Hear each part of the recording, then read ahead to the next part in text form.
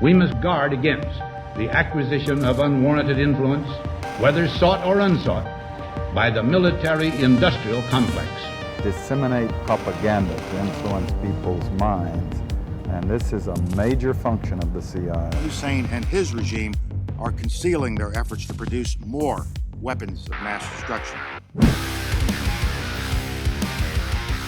Welcome back to Notify America. In the United States, taking pride in your country and its landscape and its infrastructure and its people is something that distinguishes good countries, well-ran countries, from poorly ran ones. 100 years ago, America stood out. We took pride in the things that we built. Not so much today. In the last 50 years, this country's crony capitalism has caused jobs to be exported abroad, led to a gutting of our manufacturing base. Basically, we stopped building things. Instead, we've become a net importer of goods. Let these other countries build our products for us. Let them prosper, help Wall Street fat cats get rich while nobody notices that their lives get worse. You could see this happening. One city that stands out is San Francisco. Once one of the most beautiful cities in this country, in the world probably, has since become a disgrace, worn down and rotted out. Walk down the streets of San Francisco today. You'll think you're in an episode of The Walking Dead. You'll find businesses that are boarded up, junkies roaming the streets, feces on the sidewalks, used needles on the ground, and a homeless population that has exploded. Watch. San Francisco businesses fed up with crime. One sandwich shop owner is calling for action after he says he was attacked outside his store. He says he yelled at a man to stop urinating on his trash can and then was sucker punched. His Instagram post about the incident has now gone viral. I'm fed up with this goddamn city. It's like, I can't just be outside and just running a business without getting punched in the goddamn face. It shouldn't be this way at all. Like, this isn't how our city should be. Some stores are locking up everything from coffee to frozen food to try to combat theft. Civilization itself is disappearing in that city. The leaders elected to run it could care less. We know that because 1 month ago, when it mattered, when it really mattered, Gavin Newsom, governor of California, and Mayor London Breed were able to clean it up within a matter of 48 hours, completely remantled it. Still a bit rough around the edges, but the thousands of tents, what's since been nicknamed Tent City, kind of like Seattle, were gone. The homeless population seemed to just disappear overnight. Nobody, by the way, knows what happened to them, but for 48 to 72 hours, San Francisco returned to being somewhat presentable. And why was that? Was it because they suddenly grew a conscience? Did they all of a sudden actually want to do their jobs, make the residents of San Francisco feel better about where they lived, more clean and sustainable a city? No, it wasn't. They cleaned it up because their boss, their real boss, China's president, Xi Jinping, came to town for a summit. They did their job to impress China's president, not to impress the people who live there, which is why people are leaving the city in droves. There is an exodus out of San Francisco, really out of California in general. The people, by the way, who are leaving are middle to low income families. The rich people, live in the suburbs with gated communities and security guards. Everyone else has to deal with the insanity that these politicians created. Watch. If I went into a store and stole a PlayStation, what would happen? If it's under $950, you get a citation. If I smoked crack on the street, what would happen? Citation. If I exposed myself in a public park, what would happen? No, citation. If I camped on a sidewalk, what would happen? Warning, maybe a citation. If I broke somebody's car window, what would happen? Again, under $950, citation. If I stole somebody's wallet or purse, what would happen? No force or fear used, you just took it, and we caught you, citation. Pimp to prostitute, what would happen? Yeah, no, nothing. If I was carrying an illegal firearm, what would happen?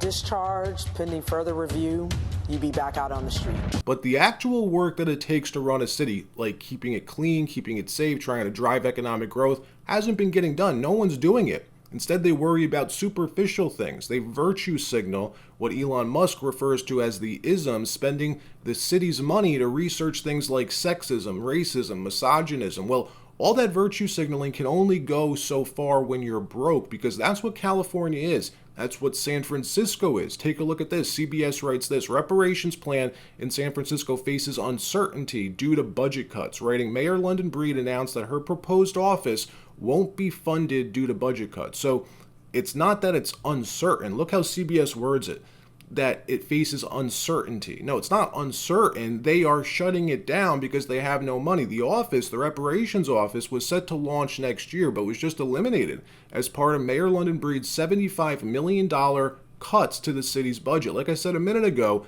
they are broke over there. They're anticipating a major deficit next year. The Washington Examiner writes this on Friday. Governor Newsom enacts spending freeze to tackle California's $68 billion budget deficit. That means that they make $68 billion less than they earn from what they bring in through all their different sources of revenue from taxes and everything else. They're spending $68 billion with a B more than they bring in.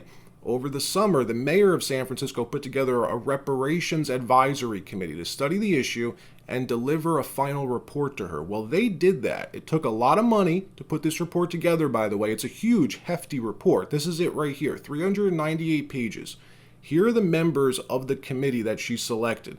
In this report, it includes a lengthy list of recommendations. And before we look at this, realize that that report was a big deal to her office. She spoke about this countless times, wasting taxpayer money on putting this together.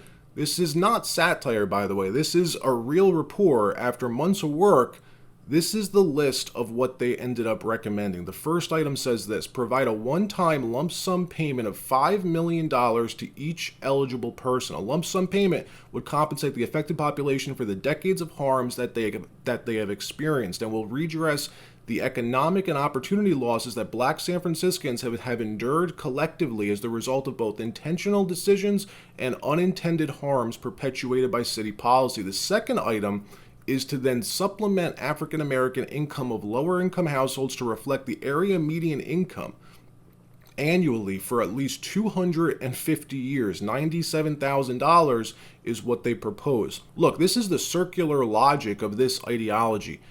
Tax hardworking people who do well to then redistribute it how they see fit, how the government sees fit. And it's not even like they have good ideas for how they want to distribute the money. They just want to take all of it and write $5 million checks to every eligible person that they find. So again, all the work and time that went into this, 398 pages, millions of dollars in research, and what do they have for it? Nothing. Instead of helping the Black population in San Francisco by making their city safer, cleaner, bringing more jobs to the city, they spend the time on ideas like this. Now, all they have to show for it is a big, fat fiscal deficit next year. Wasted money, wasted time, and meanwhile, the customer base of all the Black-owned businesses, of all businesses, are leaving the city. Net migration in San Francisco is down bigly. So what's the lesson here?